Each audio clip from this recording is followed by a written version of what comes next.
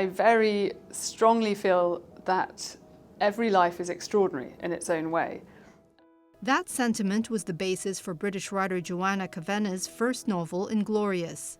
We're told that some people have epic lives or heroic lives, and we're told to look to the historical greats and these figures in myth like Odysseus. I wanted to look at what happens if you're a so-called ordinary person and you suddenly ask yourself, your life seems to be going well and you've got what people think you should want, like a nice flat and a nice boyfriend and a nice job, but you suddenly ask yourself, what is this for? Why am I doing this? Is this the good life? So that's really what inspired me. I think we're all on a kind of quest as we go through life. We're on our own journey. Cassandra White is not a virtuous widow with her grizzled hair coiled into a bun. She does not wear a series of... In her latest novel, Come to the Edge, Kavenna explores the effects of consumerism and a free market society on individuals. Or in my day. The effects are so palpable in everyday life, and I always come back to everyday life.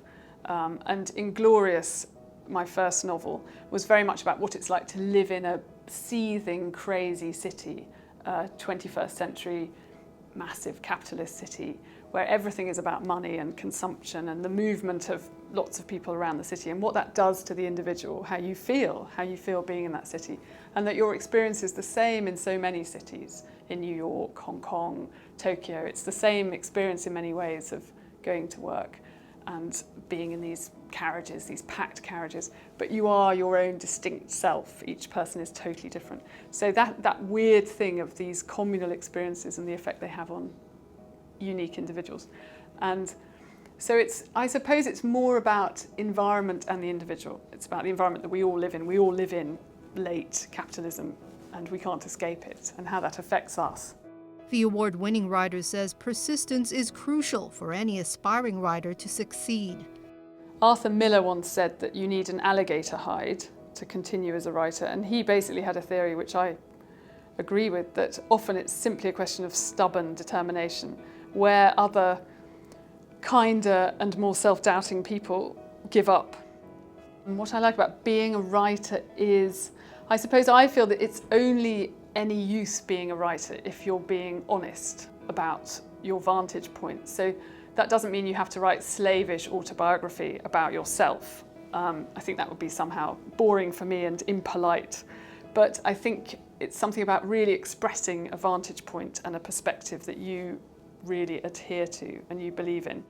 No stranger to Hong Kong, Kavenna will be among the featured speakers at the 2013 HKTDC Hong Kong Book Fair. It's a city I absolutely love going to, and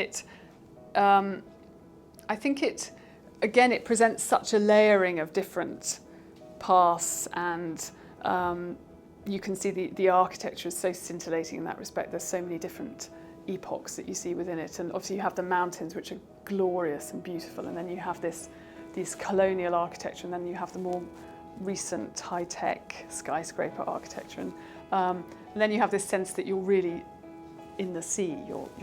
There's this quite potentially hostile nature all the time that sort of comes and reminds everybody of the precarious stationing of this amazing city on this island.